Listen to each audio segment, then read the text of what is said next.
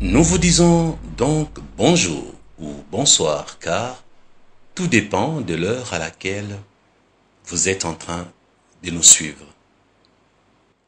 Frères et sœurs, voici la deuxième séance. Donc comme vous avez remarqué, nous avons tenu parole. Nous vous avons dit au même endroit, même vêtement pour la continuité dont la suite a été enregistrée le même jour. Mais nous n'avons pas voulu être très longs. Voilà pourquoi nous avons disséqué l'enseignement en 2 morceaux. Espérons que nous terminerons cet enseignement en 2 morceaux. Le titre est déjà là, vous l'avez vu. Alors, la fois passée, nous avons commencé à parler par la naissance des liens spirituels. Et vous avez découvert, vous qui avez suivi la première partie, qu'il n'y a pas que de liens spirituels négatifs. Parce que nombreux se sont habitués qu'à des liens spirituels mauvais. Quand on dit lien spirituel, on voit automatiquement du négatif. Et je n'aimerais pas m'étaler sur les résumés, parce que la première vidéo est sur ma chaîne, trouvez-la et suivez-la. D'ailleurs, je crois que je l'ai mise dans la description. Mais rapidement, je dirais que dans la naissance des liens spirituels, nous sommes sur le grand 1. Parce que nous avons dit la fois passée qu'en Afrique, quand on parle d'un lien spirituel, les Africains ne voient que le négatif, donc le mauvais lien spirituel. Et nous avons donné la définition en vous disant qu'un lien spirituel est un pacte ou une alliance entre les esprits de la même nature ou de natures différentes. Premièrement, les liens de la même nature est créé entre un être humain et un autre être humain. Les liens de nature différentes, c'est entre un être humain et une entité satanique. Petit à petit, nous allons développer. Et, Pasteur Christian, cet enseignement vient d'où? Je l'ai écrit moi-même. Si vous en avez besoin, vous les prédicateurs, dans le privé, vous pouvez me demander mes notes, je vous les donnerai gratuitement. Alors, le grand 1.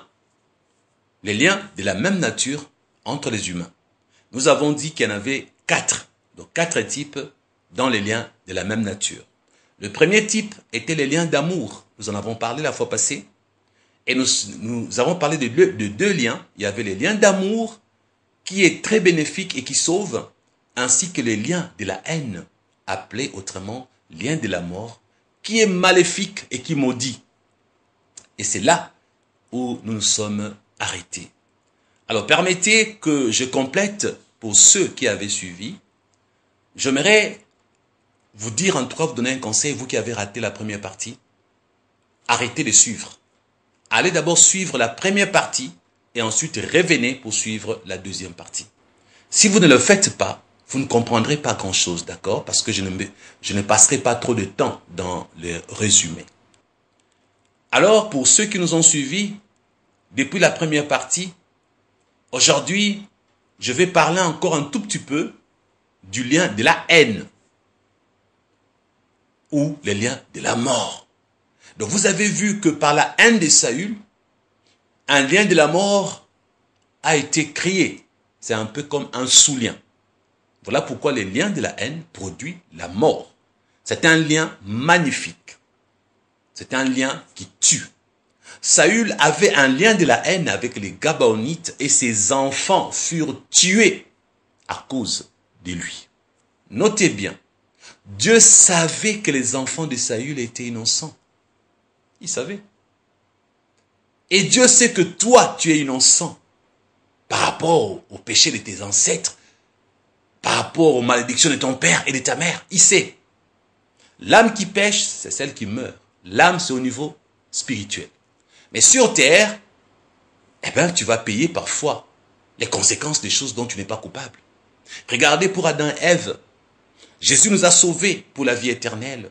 Mais jusqu'aujourd'hui, nous faisons ça pour manger notre pain. Jusqu'aujourd'hui, nous subissons les conséquences des malédictions prononcées contre Adam et Ève. Pas vrai? Donc les vrais enseignants, c'est nous dans ces domaines. Je précise dans ces domaines. Je ne parle pas de tous les domaines de la Bible. Parce que ceux qui n'ont pas compris ces domaines, ils vous disent que si vous êtes né de nouveau, il n'y a pas de démons à chasser, il n'y a pas de combat, tout est parfait. vous êtes libérés de tout, vous êtes riches, tout va aller. Mais les gens me disent, mais pasteur Christian, nous avons remarqué que ces gens nous ont menti. Parce que j'ai donné ma vie à Christ, mais je continue à être malade. J'ai donné ma vie à Christ, mais la nuit, on me sodomise dans mes rêves. La nuit, on couche avec moi. J'ai des mauvais rêves, je transpire, je me réveille avec des choses sur le corps. Mais pourtant, je suis né de nouveau. Et c'est là où ces gens, quand ils arrivent, nous leur montrons des preuves que la nouvelle naissance, ce n'est pas une délivrance. C'est la délivrance de l'esprit. Parce que l'esprit est né de nouveau. Mais il reste le corps et l'âme. Vous comprenez? L'âme qui pêche, l'âme, c'est celle-là qui meurt. La mort éternelle, nous avons Jésus pour être sauvés. Mais regardez sur terre, beaucoup de gens subissent. Et nous avons montré la fois passée, il y en a qui reçoivent du négatif de leurs parents, d'autres reçoivent du positif. Le cas de Timothée, qui a reçu la foi sincère par ses aïeuls. Et l'apôtre Paul a parlé de Loïs, la grand-mère, ainsi que de Eunice, la mère.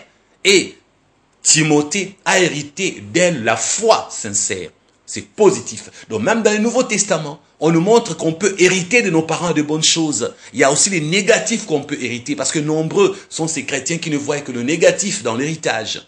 Et nous en avons déjà parlé, confère la première vidéo. Alors ici, je devrais préciser en disant que les liens de la haine ou liens de la mort engendrent également un second lien appelé lien de sang. Pourquoi? Parce que souvent l'auteur principal de ces liens ne subit pas les conséquences de ses actes. Bien au contraire, ce sont ses enfants ou sa femme qui subiront à sa place. Saül est mort, il est parti. Mais qui a subi? Ce sont ses enfants. Vous voyez?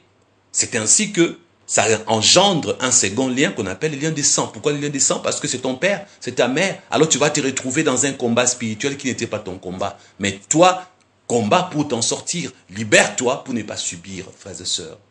Alors, sachez que ces liens engendrent automatiquement une malédiction qui ne s'arrêtera que lorsque le coupable ou plusieurs membres de sa famille seront punis. C'est ce qui est arrivé pour Saül. Donc, pour que la malédiction s'arrête, pour que la sécheresse se retire, David a demandé aux Gabaonites leur bénédiction. Ils ont réclamé les sangs.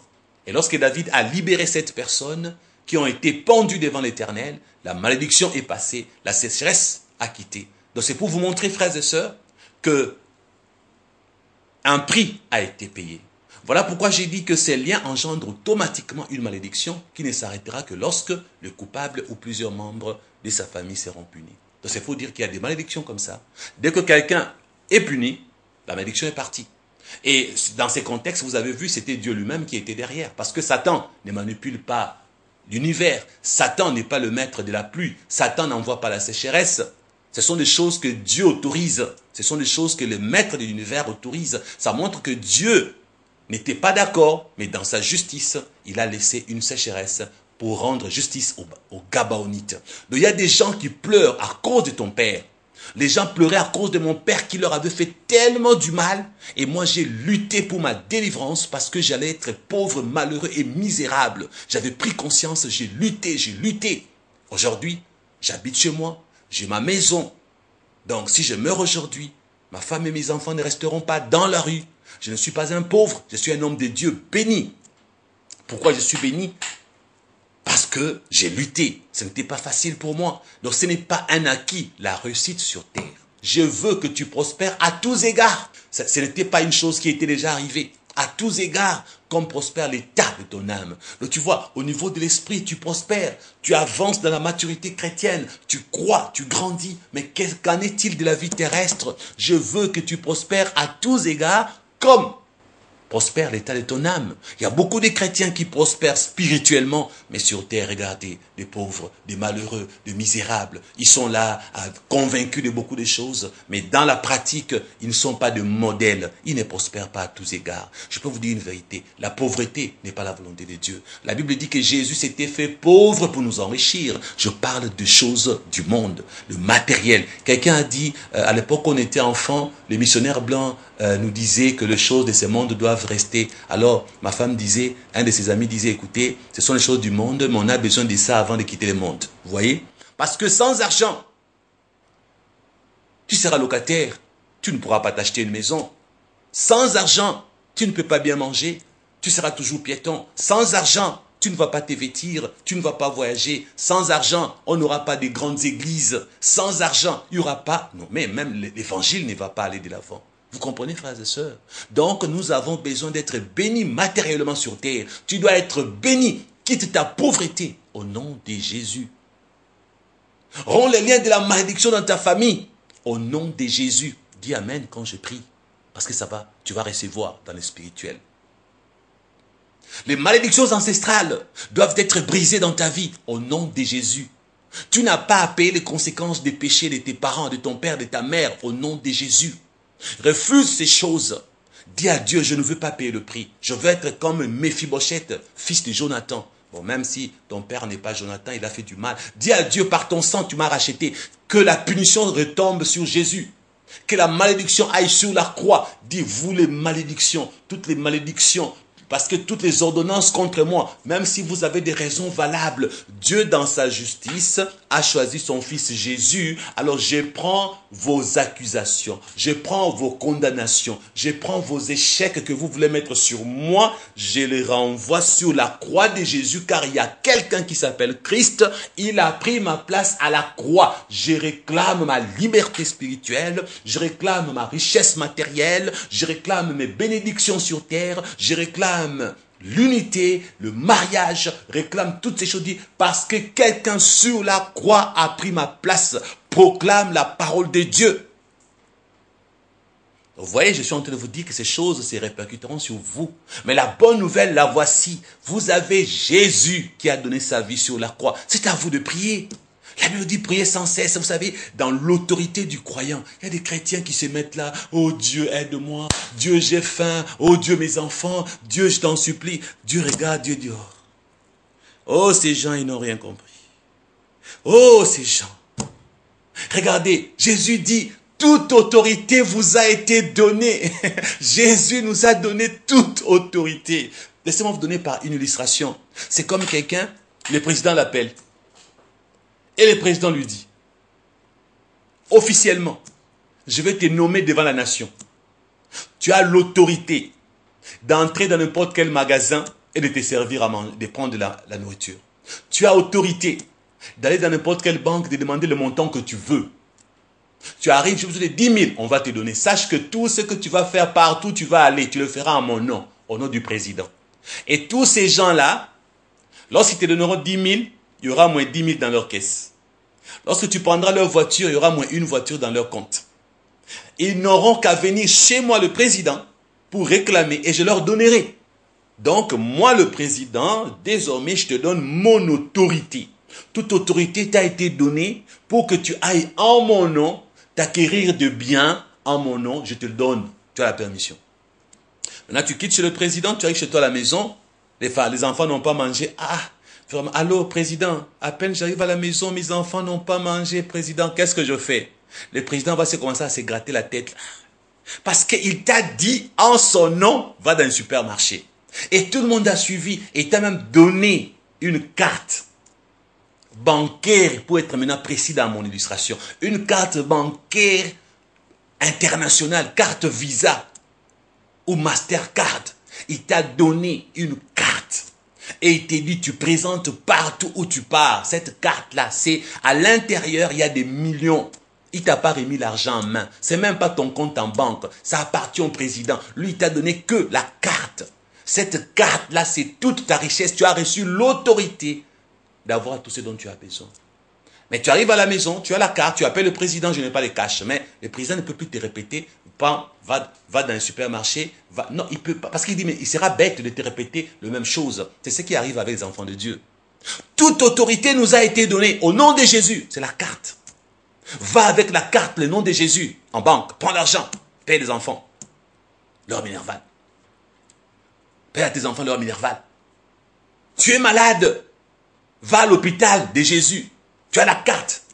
Tu seras guéri. Les médecins vont te recevoir. Tu as besoin de quoi? L'autorité du croyant. Toute autorité nous a été donnée. Ça, il n'appartient plus à Jésus de le faire à notre place, frères et sœurs. Ton problème, mon frère et ma sœur, tu es mal enseigné. Tu constates que ça ne marche pas. Arrête de croire des enseignements bidons et stériles. Non, c'est fini, je suis né de nouveau, plus de malédiction. C'est des conneries. Je pèse bien le mot. C'est des bêtises, des sottises, des saletés, des insanités. J'appelle ça comme ça parce que les gens meurent à cause de ces enseignements stériles qui fait croire à un enfant de Dieu. Il n'y a pas de bataille, il n'y a pas de combat. Pourtant, le nom de Jésus a été donné pour détruire les œuvres du diable. Et comment détruire ces œuvres? Quand tu constates que dans ta famille, tu es dans la liste des gens qui échouent. Toi aussi, ton tour, tu n'as pas d'enfant. Comme tes sœurs, tu ne te maries pas. Comme tes frères, il n'y a pas le boulot. Tu constates de maladies. Ça ne marche pas dans ta vie si tu as conscience. Prends le nom de Jésus. Toute autorité t'a été donnée. Tu vas dire, Jésus, tu pries au nom de Jésus. La Bible dit que Christ avait dépouillé les dominations, les autorités. Il les avait livrées en spectacle. C'était, quand on dit un spectacle, c'est dans le monde spirituel, il y a eu un événement historique. C'était connu et vécu. Les anges ont vu, les démons ont vu, donc c'était officiel. Ils ont été dépouillés de leur force. Ils ont été dépouillés de leur puissance. C'était officiel. Alors rappelle au monde des ténèbres ce que Jésus a fait. Il vous a dépouillés. Et moi, il m'a donné autorité sur vous, les dépouillés. Vous n'avez plus rien à me faire. Je constate que vous avez commencé à me faire du mal. Je revendique mon autorité. Alors au nom de Jésus, botte-leur les derrière.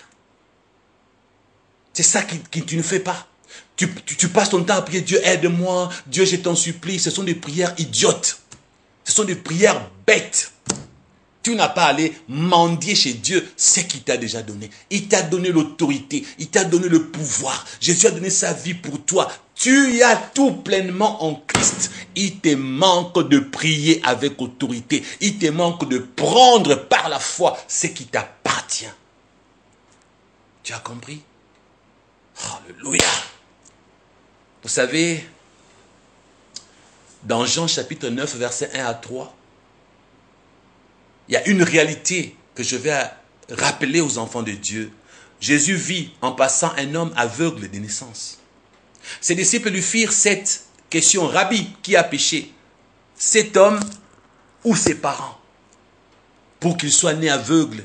Jésus répondit: ce n'est pas que lui ou ses parents aient péché, mais c'est afin que les œuvres de Dieu soient manifestées en lui. Parce que la réalité était qu'à l'époque, quand tes parents péchaient, c'était connu en Israël, à cause du péché des parents, tu pouvais naître aveugle, boiteux. Regardez d'abord, même humainement parlant. Nous avons au Congo des parents qui n'avaient pas l'argent d'aller dans des grands hôpitaux. Ils ont amené leurs enfants dans les dispensaires. Les mauvais infirmiers a mal fait la piqûre, pouf, elle a touché quelque chose, l'enfant a été paralysé jusqu'à aujourd'hui. Il y a beaucoup de cas comme ça en Afrique. L'erreur de la maman, l'enfant est paralysé. Parce que la maman a pensé qu'aller au dispensaire, c'était mieux.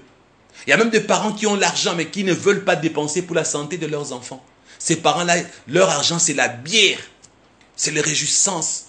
Mais les enfants, on ne peut pas les amener dans de bons hôpitaux parce que la mère ne veut que se réjouir avec son argent. Le papa ne veut que s'amuser. Il y a des gens comme ça qui ont l'argent, mais qui n'amènent pas leurs enfants dans de bons hôpitaux. Et demain, c'est à l'hôpital que tu attrapes l'hépatite B, l'hépatite C. Les erreurs que commettent les parents exposent les enfants. Et en Israël, c'était connu.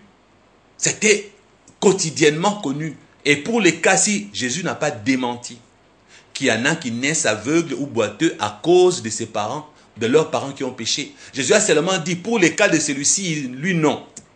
Lui en tout cas, ce n'était pas à cause des parents. En tout cas, pour les cas de celui-ci, Dieu voulait qu'il en soit ainsi pour que Dieu manifeste ses œuvres, que Dieu les guérisse, que son nom soit glorifié. C'était une exception. Donc c'est pour vous montrer, frères et sœurs, que vous pouvez naître aveugle à cause de vos parents. Vous pouvez naître aveugle, mais chercher la vue au nom de Jésus. Cherchez un homme de Dieu puissant qui va prier pour vous. Ou alors vous-même exercez votre foi. Refusez d'être aveugle. Aveugle de naissance, refuse d'être aveugle au nom de Jésus. Boiteux, je ne sais pas moi, tu as quelques problèmes que tu es né avec, refuse ça au nom de Jésus. Dis à Jésus, tu as pris ma place à la croix. Je veux que les œuvres de Dieu se manifestent dans ma vie aussi. Sauve-moi, délivre-moi et guéris-moi. Et il le fera. Troisième lien. Un rappel rapide, nous sommes dans la naissance des liens spirituels. Nous sommes dans le grand 1, les liens de la même nature entre les humains. Nous avons quatre types de ces liens. Le premier, les liens d'amour, on a enseigné sur ça. Les liens de la chair. Maintenant, il reste les liens de la haine. On vient de terminer avec. Il reste les liens de la chair, appelé autrement lien du coupable, qui est basé sur l'égoïsme et le convoitise et qui provoque la mort également. Ça, c'est le troisième lien. Le quatrième lien dont nous allons parler aujourd'hui, c'est le lien du mariage qui peut se rompre et se transformer en lien de divorce. J'en ai quand même parlé la fois passée, oui, j'ai quand même parlé de ça aussi. Quand même épinglé, je montrais combien ces liens pouvaient se transformer en lien de divorce. Alors, aujourd'hui, nous allons parler en profondeur de ces deux derniers liens. Le lien de la chair ou lien du coupable qui est basé sur l'égoïsme et le convoitise et qui provoque la mort. Prenons dans la Bible, dans 2 Samuel chapitre 13, nous découvrons une histoire de Amnon avec sa demi-sœur. En lisant 2 Samuel chapitre 13, à partir du verset 12, nous découvrons ce qui suit. Elle lui répondit, « Non mon frère, ne me déshonore pas, car on n'agit point ainsi en Israël. Ne commets pas cette infamie. » C'est la sœur d'Amnon, sa demi-sœur, qui avait pour grand frère Absalom. Et celui-ci, par ruse, a voulu la violer. Vous connaissez l'histoire. Lisez tous les chapitres 13 de 2 Samuel. Verset 13. « Où irai-je, moi, avec ma honte, et toi tu serais comme l'un des infâmes en Israël. Maintenant je t'ai pris, parle au roi, et il ne s'opposera pas à ce que je sois à toi. » Verset 14. « Mais il ne voulut pas l'écouter. Il lui fit violence, la déshonora et coucha avec elle. » 15. « Puis Amnon eut pour elle une forte aversion, plus forte que n'avait été son amour. Et il lui dit, « Lève-toi, va-t'en. » Verset 16. Elle lui répondit, « N'augmente pas en me chassant les mal que tu m'as déjà fait. » Il ne voulut pas l'écouter. Et appelant les garçons qui les servaient, il dit, « Qu'on éloigne de moi cette femme et qu'on la mette dehors. » Elle a été chassée comme une chienne et ferme la porte après elle. Ici, un lien vient de naître. Le lien de la chair. Vous voyez? Lien du coupable. Il est coupable du viol. Il vient de violer sa demi-sœur. Il vient de violer une pauvre innocente. Il est coupable. Un lien vient de naître. Le lien de la chair. Le lien du coupable. Elle est basée sur quoi? L'égoïsme. Il ne pense qu'à lui. Il la viole. Et puis, il la chasse. Tissé par quoi? Par ses convoitises. Et quand j'ai dit que c'est un lien qui provoque la mort, vous pensez que j'exagère? Vous allez voir ça tout de suite. Alors, si nous allons plus loin, un lien spirituel basé sur la chair fut créé entre Amnon et sa sœur, Tamar. Sa sœur s'appelait Tamar. Pour réparer ces liens en Israël, Dieu avait prévu quelque chose. Pour réparer ces liens, ces problèmes, Dieu avait prévu quelque chose. Le voleur devait épouser la personne violée. Le violeur devait épouser sa victime. Voilà pourquoi Tamar disait, « Demande-moi en mariage, je serai à toi. » Normalement, après l'avoir violée, Amnon ne devait pas chasser sa sœur, donc sa demi-sœur. Après l'avoir violée, Amnon devait aller dire, « Je l'ai violée, je vais accomplir ce que la parole de Dieu dit. Je dois payer le prix, je dois l'épouser. » Mais non, il n'a pas voulu obéir à la parole de Dieu. Il n'a pas voulu obéir aux ordonnances. Alors, découvrons dans Deutéronome chapitre 22, verset 28 à 29, ce qui y est écrit. « Si un homme rencontre une jeune fille vierge non fiancée, » Tamar n'était pas fiancée, « lui fait violence et couche avec elle, et qu'on vienne à le surprendre. » Verset 29. L'homme qui aura couché avec elle donnera au père de la jeune fille 50 cycles d'argent, et parce qu'il l'a déshonorée, il la prendra pour femme, et il ne pourra pas la renvoyer tant qu'il vivra. D'autant que tu vivras, Amnon, tu dois épouser celle que tu as violée. C'était à lui d'aller chercher le père. Je sais que c'est ma demi-sœur. Moi, je vais réparer. Comme je l'ai violée, je vais l'épouser. Si David avait dit, non, je ne veux pas que vous vous épousez entre frères et sœurs, disons entre demi-frères et demi-sœurs, ça, en tout cas, Amnon allait être épargné. Il devait accomplir la loi.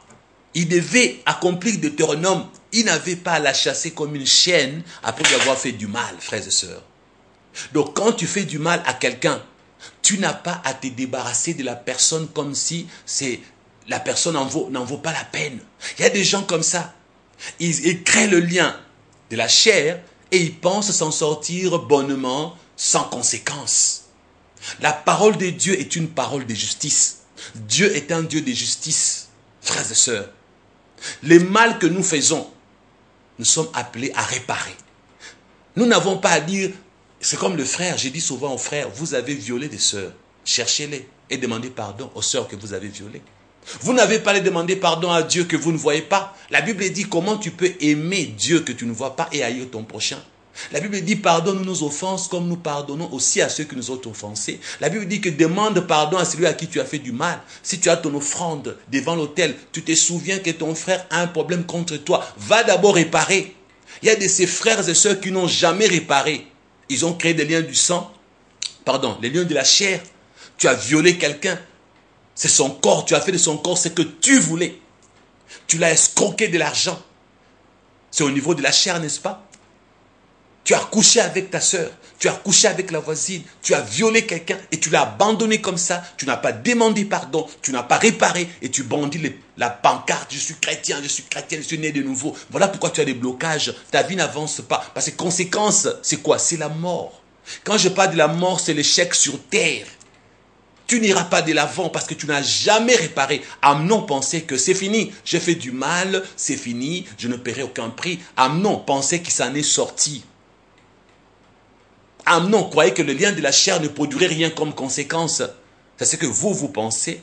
Pour avoir violé les filles, avoir violé les garçons, vous pensez que c'est fini. Pour avoir fait du mal à autrui, vous pensez que c'est fini. Il n'y a pas un prix à payer. Non, Dieu est un Dieu de justice, frères et sœurs.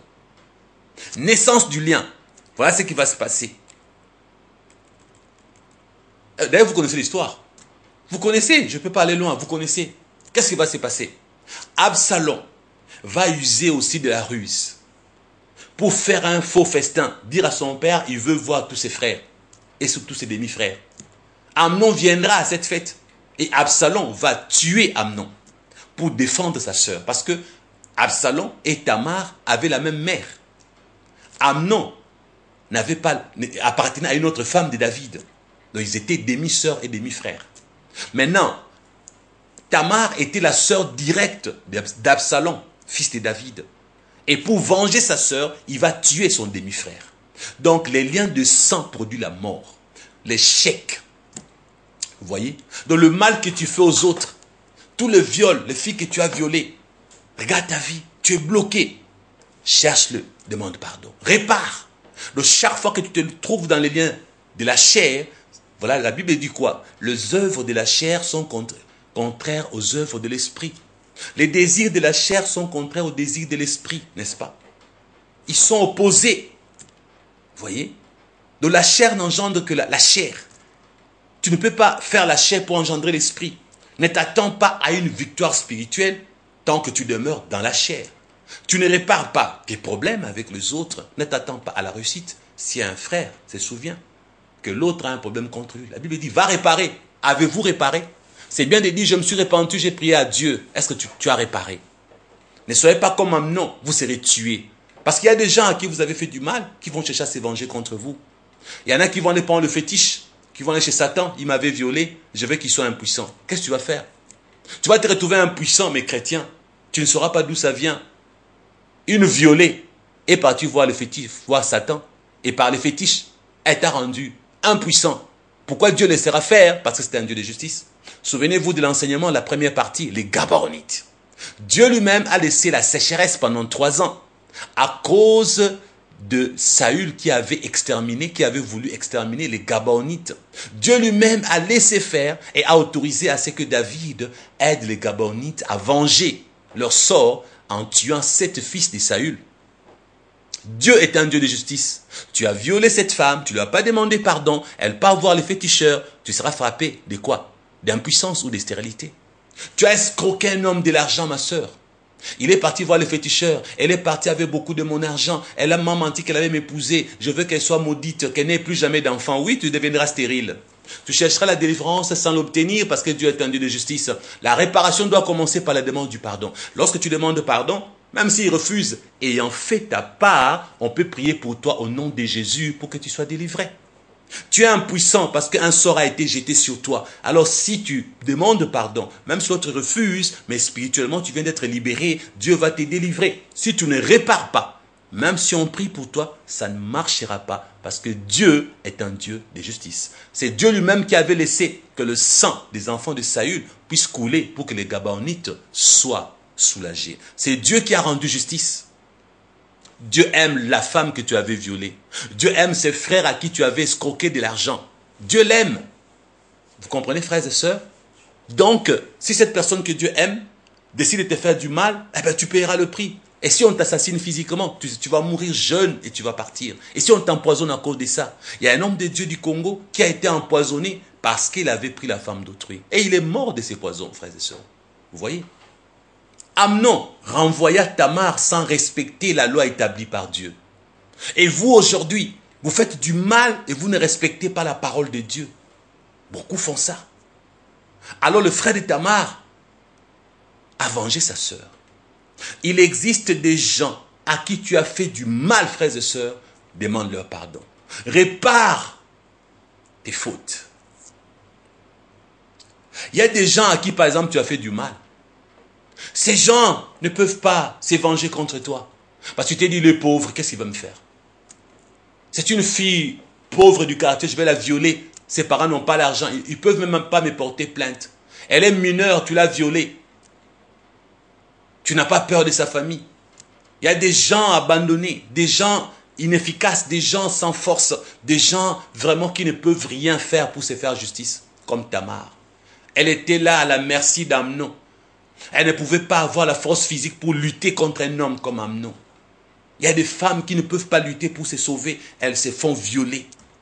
Mais souviens-toi que ce que Tamar ne pouvait pas faire pour elle-même pour se venger, son frère l'a fait à sa place.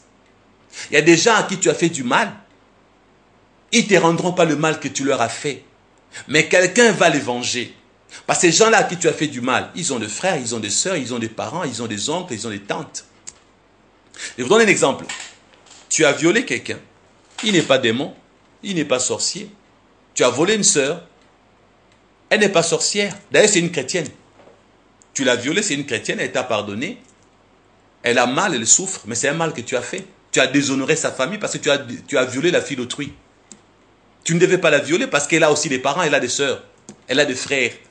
Maintenant, voilà ce qui va se passer. Dans sa famille, il y a un sorcier qui a appris que tu as violé sa sœur. Maintenant, elle ne demande pas vengeance. Mais quelqu'un de sa famille va aller chez les féticheurs pour t'attaquer. Regarde, Tamar n'a pas dit « vengez-moi ». Absalom lui-même a décidé de venger sa sœur. Il y a des gens à qui tu as fait du mal, tu as des combats spirituels parce que tu ne comprends pas que certaines personnes à qui tu as fait du mal, leurs membres de famille sont en train de les venger dans le monde des ténèbres. Et surtout les Africains sont comme ça. En Afrique, quand tu fais du mal à quelqu'un qui est impuissant, il va aller voir Satan. Il va aller chercher les marabouts. Il va aller chercher les féticheurs. C'est ça l'Afrique. Pour les cas des Africains, cher blanc, si tu ne savais pas, je t'informe, en Afrique c'est comme ça. Les Africains, quand tu fais du mal, il n'a pas l'argent pour t'amener en justice. Il n'a pas d'armes pour t'assassiner. Il n'a pas de poison pour t'empoisonner. Il va aller voir le féticheur. Et il va dire, pour le mal qu'il m'a fait, tue-le.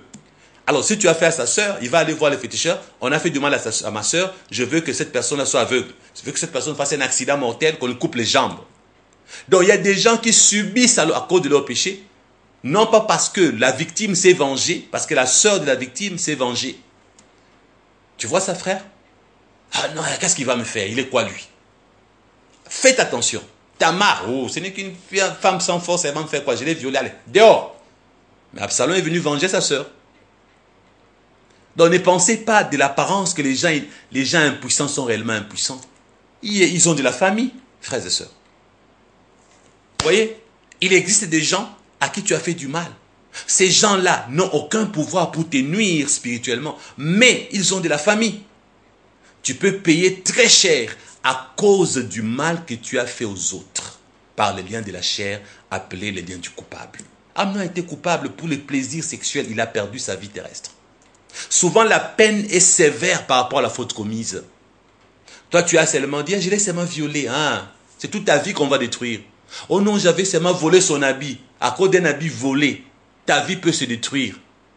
Oh, je suis seulement sorti avec sa femme. On t'a empoisonné, tu es mort à cause de ça. Vous comprenez? Faites attention, frères et sœurs. La peine est souvent la peine de mort dans des bêtises, dans des choses terre à terre, quand quelqu'un veut se venger. Ça, c'était les liens de la chair. Parlons maintenant du lien du mariage, le quatrième lien. Je ne sais pas si j'ai bien calculé. Il y a combien? Oui, il y en a 4, oui. Là, nous venons de finir avec le troisième, les liens de la chair. Le quatrième, c'est les liens du mariage. Voilà. Les liens du mariage qui peut se rompre et se transformer en lien de divorce. J'en ai parlé la fois passée. De cette servante de Dieu occidentale, elle est blanche, qui s'est retrouvée dans la naissance du lien de divorce dans sa famille. Et je vous ai dit, quand tu te maries, c'est une alliance. C'est un lien positif. Le lien du mariage. Et dès que c'est rompu, ça se transforme en lien de divorce, lien de séparation. C'est automatique. Donc lorsque tu viens de divorcer, dis-toi que c'est un lien. Et prie pour tes enfants. Commence les combats. Refuse que les démons poursuivent tes enfants pour leur inspirer aussi de divorcer. Et cette sœur n'a pas voulu. Elle s'est retrouvée des enfants vraiment, excusez-moi, mais bon, elle est la seule à avoir ce genre d'enfants dans sa famille. Elle est là, je suis fier de mes enfants. Et ses enfants lui donnent souvent des mauvais conseils. Bon, je ne vais pas continuer là-dessus. Donc, frères et sœurs, pour le lien du mariage, comme j'en avais déjà parlé, je m'arrête là. Tu sors d'une famille divorcée, fais attention. Les liens de divorce vont te suivre, ce n'est pas de ta faute.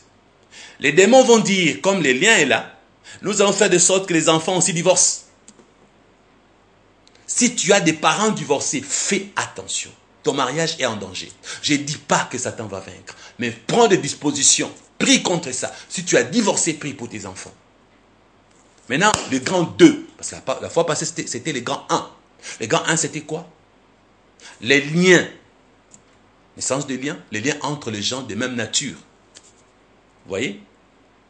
Aujourd'hui, nous allons parler du grand 2, les liens de nature différentes entre les humains et les esprits. Vous voyez? Toujours dans la naissance du lien ou des liens. Et dans les grands 2 de la naissance du lien, de la nature différente entre les humains et les esprits, nous avons 5 types de ces liens-là. Alors, frères et sœurs, 5 types de ces liens. Premièrement, les liens du pacte de sang. Deuxièmement, les liens d'invocation des esprits. Troisièmement, les liens du pacte nocturne contracté dans les rêves. Quatrièmement, les liens du pacte d'ignorance pour avoir participé à un rituel satanique. Et cinquièmement, les liens du rapport sexuel avec une personne possédée par les esprits impurs. C'est le 5 types qui se retrouvent dans les liens de nature différentes.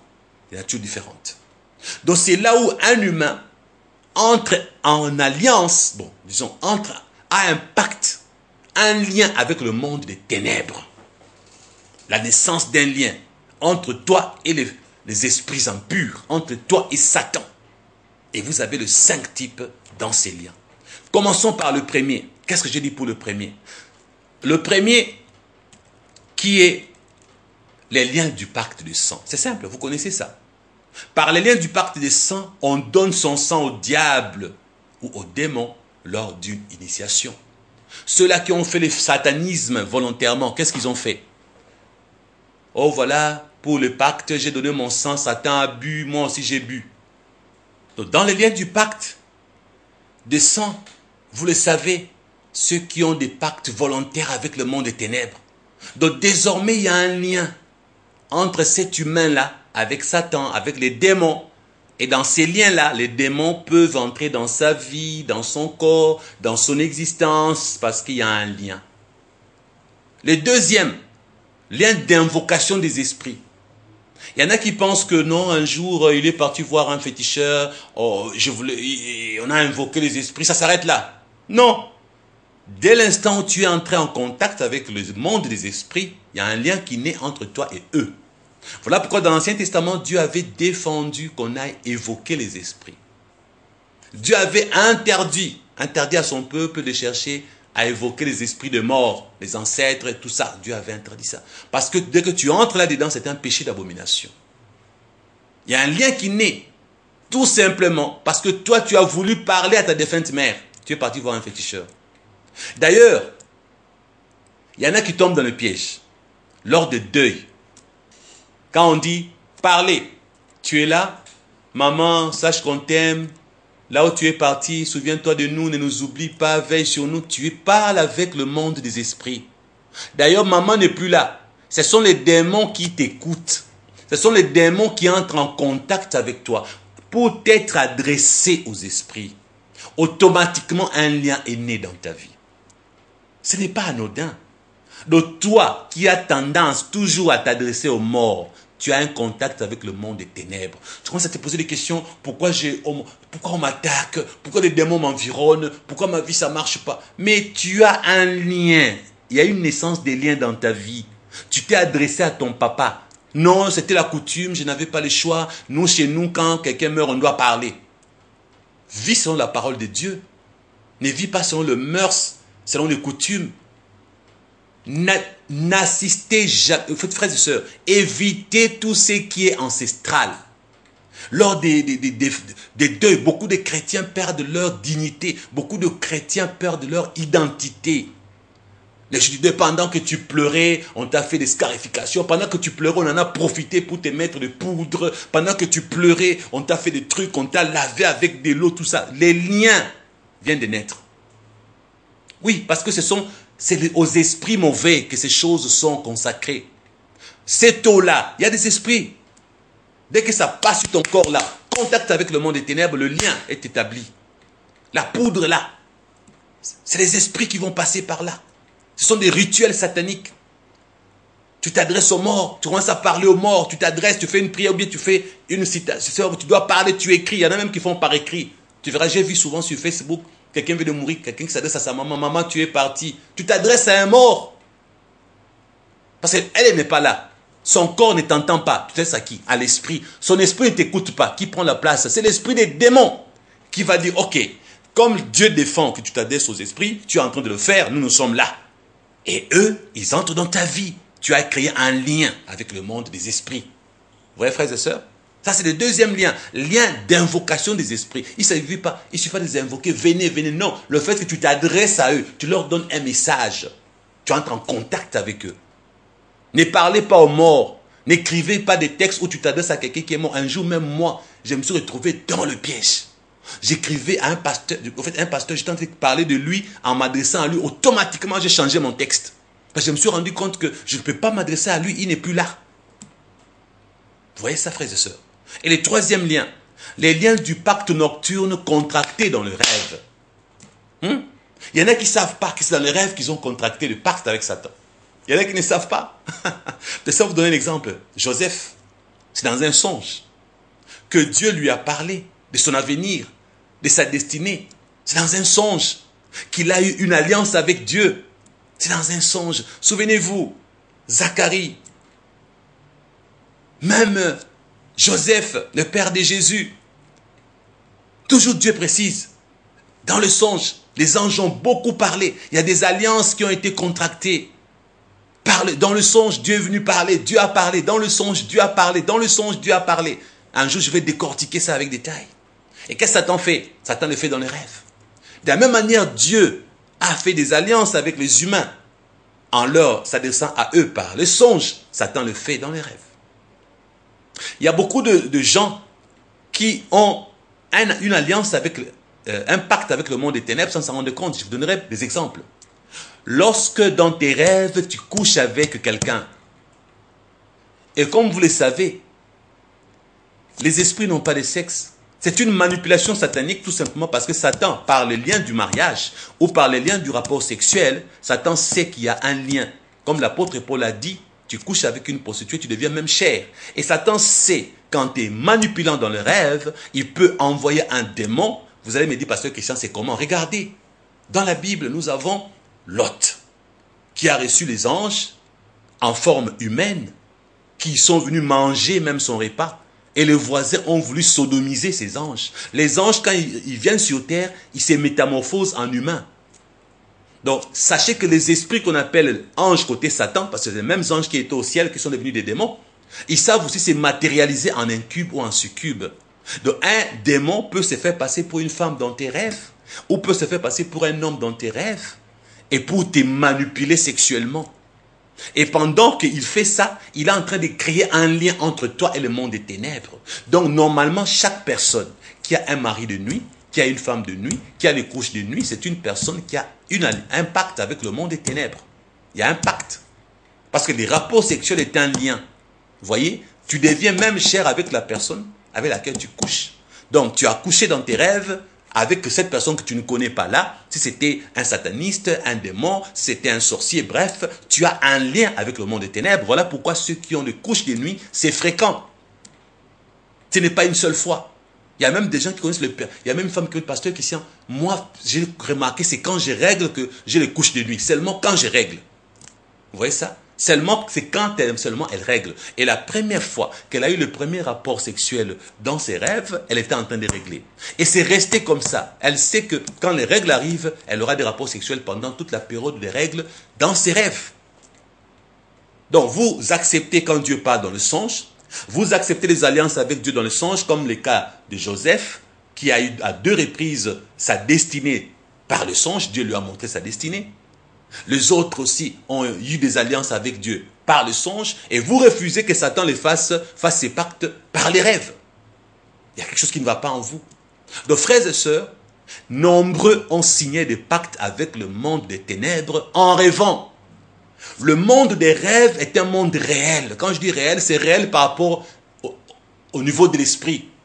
C'est quand tu te réveilles, on dit oh non, ce n'est qu'un rêve. Ça, c'est par rapport à notre terre, par rapport à notre humanité. Oui, bon, ce n'est qu'un rêve. Mais le rêve a un sens spirituel. Les rêves est une réalité dans le monde spirituel. Oh non, ça n'avait pas de sens parce que j'ai vu il y avait une corne, j'ai vu il y avait des choses compliquées. Mais regardez dans la Bible. Daniel a vu quoi? Regardez, le roi Pharaon a vu quoi? Tout ce qui était compliqué là. Ils ont vu statuettes, jambes de ceci, il y avait l'aigle, les lions, 3 faces, 4 faces. Mais il y avait des explications, même dans l'Apocalypse. Donc, les choses compliquées qui sont spirituelles ont des explications. Ce que vous voyez dans vos songes ont des explications. Ce qui est incompréhensif là, ce qui est bizarre dans les rêves a un sens spirituel. C'est pas parce que tu penses que c'est rien du tout que c'est rien. Non. Satan manipule les rêves énormément. Donc, Satan arrive à faire signer le pacte aux gens dans le songe. Pardon, dans les rêves. Vous voyez? Frères et sœurs. De tous tes rêves là, tu manges toujours là. Attention. Tous tes rêves là, tu rêves ton père qui est mort là. Attention. Tu les rêves constamment. Attention à ça. Même si tu es un blanc. Attention, esprit de mort, comme on dit en Afrique. Attention. Toi, tu rêves toujours, tu es dans des fêtes, des cérémonies. Attention, tu as un pacte avec le monde des ténèbres. Le pacte avec le monde des ténèbres doit être rompu. Il y a une sœur, je ne vous citerai pas son nom, je lui avais promis de parler de son cas, elle m'a autorisé. Elle est passée à la délivrance. Ça a marché, mais puis il y a eu rechute. Et puis, quand on a prié, Dieu a parlé par la prophétie. Dites à cette sœur, il y a un pacte entre elle et le monde des ténèbres. Et ce pacte a été fait dans un pays étranger, là où elle était partie. Et ce pacte, il y a le sexe dedans. Quand on lui a parlé, elle a sursauté. Elle avait oublié cette partie de sa vie. Un jour, pendant qu'elle était à l'étranger, elle m'a autorisé d'en parler sans citer son nom. Elle avait désiré voir les anges et parler avec eux. Mais malheureusement pour elle, c'est qu'elle désirait, le processus n'étant pas divin, elle est tombée dans le piège de la magie juive avec les anges de la Kabbale. Il y a eu apparition angélique, mais dans cette apparition angélique, elle a cru que c'était des anges qui venaient de la part de Dieu. Et l'un des anges voulait récupérer quelque chose qui était dans sa langue. L'ange mettait la main, l'ange n'arrivait pas à récupérer. Elle va dire, attends l'ange, de son propre gré. Elle prend la chose qui était en elle, elle l'a remis à l'ange.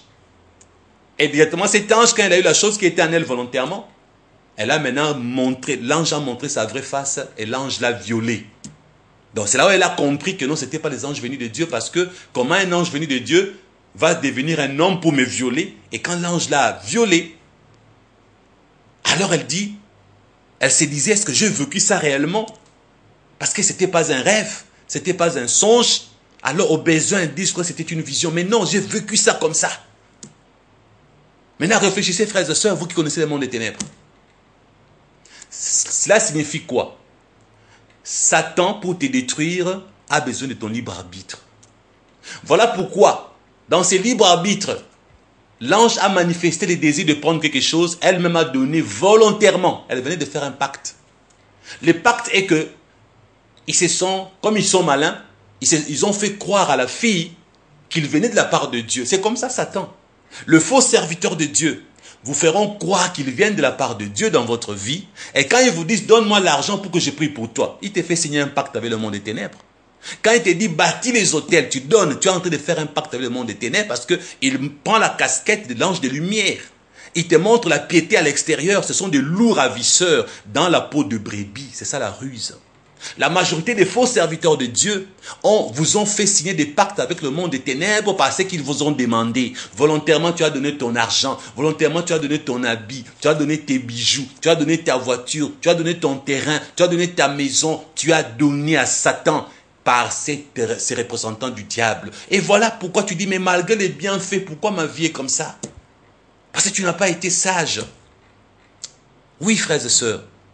Donc, dans le rêve, nombreux ont signé des pactes avec les esprits. Je reviendrai encore un jour pour décortiquer parce qu'il y a beaucoup de choses qui se passent dans les rêves. Donc, par les liens du pacte nocturne contracté dans les rêves, nombreux doivent chercher à se libérer de ces pactes en cherchant leur délivrance. Le monde des rêves est beaucoup utilisé pour tromper les humains par les esprits mauvais, frères et sœurs. Beaucoup ont signé des pactes dans les rêves sans s'en rendre compte, je ne fais que le répéter. Par les rapports sexuels, pour autoriser le monde des ténèbres de vous épouser. Il y a de ces démons-là qui vous considèrent comme étant votre... Hein, ma sœur? Il y a un esprit mauvais qui dit tu es sa femme. Et il sera toujours jaloux de toi. Et voilà pourquoi les hommes ne peuvent pas t'épouser. Il y a une femme avec laquelle tu couches dans tes rêves. À vrai dire, c'est un démon qui s'est fait passer pour ta femme. Et il va même faire de sorte qu'avec ta femme, ça ne marche pas. Il y a même de chrétiens qui ne s'entendent pas dans la vie de couple. Je connais un couple, au moins les couples là cherchaient l'aide. L'homme avait le mari de nuit, la femme avait l'homme avait la femme de nuit. La femme avait le mari de nuit, que ces couples me pardonnent. J'ai été malade, j'ai perdu leur numéro, s'il vous plaît, rappelez-moi que je termine avec vous les séances que nous avons commencées, s'il vous plaît. J'ai perdu votre numéro, c'est pourquoi je ne vous ai plus rappelé. Si vous me suivez en ces moments, revenez-moi, cher couple, pour que je termine votre processus d'aide pour votre délivrance, vu que vous-même, vous êtes aussi les serviteurs de Dieu. Pardonnez-moi vraiment d'avoir donné l'impression que je vous avais négligé, mais c'est le numéro que j'ai perdu. Donc, frères et sœurs, par les nourritures nocturnes pour devenir sorcier, consciente ou inconsciente. On te fait manger la chair humaine, tu ne t'en rends pas compte. Pour l'acceptation de donner quelque chose dans ton rêve, on t'a demandé un habit, tu as donné. On t'a demandé une boucle d'oreille dans le rêve, tu as donné. On a demandé ton enfant, tu as donné, tu viens de le sacrifier. C'est comme ça qu'on fait signer des pactes. Maintenant, frères et sœurs, si nous prenons le 4e point, lien du pacte d'ignorance pour avoir participé à un rituel satanique. Vous voyez le rituel, quelqu'un est mort, chez nous c'est comme ça. On danse, on chante, on saute, on boit. C'est que vous buvez là, au deuil. Qui a travaillé cette mixture? Qui a concocté cette mixture-là? Tu bois, tu manges. Je vous donne un conseil gratuit. Évitez de manger dans les deuils. Les deuils là africains, surtout les deuils africains, où on fait des choses ancestrales. Évitez même de prendre du café et du thé. Même le thé et les cafés dans certains deuils, c'est bon, on a manipulé ça. On va te faire signer un pacte comme ça. Vous voyez, frères et sœurs? Parce que là, on appelle ça les liens du pacte d'ignorance. Or, la Bible dit, mon peuple périt faute de connaissances. L'ignorance n'est pas une excuse. L'ignorance ne sauve pas. L'ignorance ne t'excuse pas. Ne te protège pas. Lien du pacte d'ignorance pour avoir participé à un rituel satanique. Toi qui as participé à n'importe quel rituel satanique, prie pour ta délivrance. Nzolo Abakish, tu as mangé. Viande réservée aux idoles. Tu as participé à un partage d'argent le jour du deuil. Tous ces rituels-là, ancestrales, des choses, tu as participé. C'est un lien qui est créé entre toi et les esprits. Frères et sœurs. Et le cinquième, rapport sexuel avec une personne possédée par les esprits impurs. Lorsque tu couches avec quelqu'un qui a des mauvais esprits, tu as un lien désormais. Tu as couché avec. Tu deviens même chair. Alors Satan te réclame. Un lien est créé entre toi et les démons. Ne couche pas avec n'importe qui. Toi qui couches à gauche, à droite, les rapports sexuels. Il y a des liens spirituels de pacte qui accompagnent. Je ne serai pas long aujourd'hui. Prochainement, quand je reviendrai, je parlerai également de la naissance des malédictions et des solutions pour s'en sortir. Laissez-moi vos questions en utilisant mon numéro WhatsApp. Cette fois-ci, je vais répondre à vos questions. Envoyez-moi des questions sur WhatsApp avant que je ne passe à la naissance des malédictions. Où est-ce que j'ai parlé légèrement parce que je suis fatigué. Ma santé n'est pas bonne. J'en ai parlé à la première séance. Comme une soeur disait, papa Christian, quand je te regarde, je sens que tu es malade. C'est la vérité. Je ne peux pas vous le cacher. Quelle maladie? Bon, le genre de maladie qui peut m'entraîner à la mort physique directe. Et il faut que j'aille me faire soigner, mais je n'ai pas reçu l'autorisation de vous en parler. Ma femme ne m'a pas autorisé. Mes enfants spirituels, plus proches non plus. Mais c'est que je peux vous dire, quand vous remarquez que l'homme de Dieu est malade, surtout nous autres, n'attendez pas qu'on vous fasse un appel de fonds. Il y en a qui me disent, il faut parfois demander de l'aide. Je ne peux pas. Parce que Dieu m'a demandé de donner gratuitement. Venir vous dire, aidez-moi, c'est comme si je profite de l'occasion de prêcher pour chercher l'argent. Je ne peux pas faire ça. Si Dieu vous met à cœur de me soutenir, faites-le.